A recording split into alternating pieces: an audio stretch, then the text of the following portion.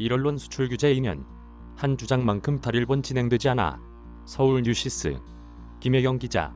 일본의 수출 규제 조치로 오히려 한국 기업들이 안정적인 소재 확보를 위해 탈일본 움직임을 보이고 있다는 평가와 관련해 일본의 한 유력 언론이 한국 주장만큼 탈일본은 진행되지 않고 있다며 비판했다.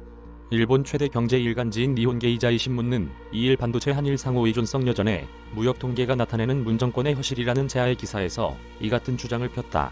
신문은 한국의 반도체 공급망을 뒤흔드는 일본의 수출 규제 조치를 기회로 한국 정부는 관련 부재의 국산화를 추진했지만 유감스럽게도 한국 측이 주장하는 만큼 탈일본은 진행되지 않은 것이 현실이라고 주장했다. 니케이는 무역 통계는 한국과 일본이 여전히 상호 의존적인 사실을 보여주고 있다며 일본이 수출 규제를 시작한 2019년 이후의 한일 무역 통계를 분석하며 조목조목 설명했다. 일본 정부는 2019년 7월부터 한국 대법원의 일제강제징용 배상 판결에 대한 사실상의 보복 조치로 반도체 제조에 필요한 핵심 소재인 불화수소, 포토레지스트, 불화폴리이미드 등 세계 품목에 대한 대한국 수출 규제를 강화했다. 이와 관련해 우리 정부는 지난 7월 2일 대한민국 소재, 부품, 장비 산업 성과 간담회를 열고 문재인 대통령은 일본의 수출 규제로 일본 의존도가 감소하는 성과를 냈다고 밝혔다. 한국무역협회에 따르면 불화수소의 경우 일본으로부터의 수입액은 2018년 6,685만 달러였으나 2019년 7월을 기점으로 급감해 2020년 937만 달러로 감소했다. 한국의 전체 수입액에서 일본이 차지하는 비중도 2018년 42%에서 2020년 13%로 떨어졌다. 이에 대해 신문은 문 대통령의 말대로 불화수소의 일본 의존도는 명확하게 하락했다며 일본 업체인 스텔라케미파 및 모리타화학공업의 대한국 수출이 감소하면서 삼성전자가 출자한 솔브레인, SK머티리얼즈 등 한국 기업 제품의 불화수소로 대체된 것이 원인이라고 설명했다. 그러나 신문은 포토레지스트의 경우 한국 정부는 벨기에에서 수입이 늘면서 대일 의존도는 낮아졌다고 주장하고 있지만 벨기에는 일본의 JSR 자회사에서 포토레지스트를 구매하고 있다면서 한국이 일본 제품을 쓰는 것에는 변함이 없다고 주장했다. 벨기에가 일본에서 수입한 포토레지스트는 2019년 7월을 기점으로 10배 이상 증가했다고 니케이는 설명했다. 신문은 이어 불화폴리이미드의 경우 한국 정부의 주장과 거리가 멀다고 했다. 우리 정부는 불화폴리이미드의 대체 소재로 초박마규리를 채택해 일본에서의 수입은 사실상 제로라고 설명하고 있다.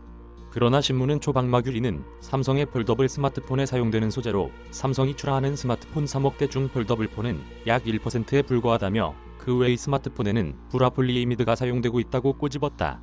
그러면서 불화폴리이미드의 대일 수입액은 2021년 1에서 6월 전년 동기보다 15% 증가한 4,430만 달러였다고 했다. 신문은 이에 더해 문 대통령은 지난 2년 동안 핵심 100개 품목에 대해 대일 의존도를 31.4%에서 24.9%로 낮췄다고 주장하지만 해당 품목에 대해서는 국가기밀이라는 구실로 공개하지 않고 있다고 비꼬았다. 그러면서 한국의 무역 수지에서 적자액이 사상 최대인 상대국은 바로 일본이라며 원유를 의존하는 사우디아라비아보다도 크다고 했다. 한국의 2020년의 대일 무역 적자는 209억 달러로 전년 대비 9% 증가했으며 2021년 1에서 6월은 반도체 제조 장치가 늘어 31% 증가했다고 설명했다. 신문은 이러한 무역 통계를 보면 현재 한국 정부가 주장하는 탈일본은 제한적이라고 지적했다.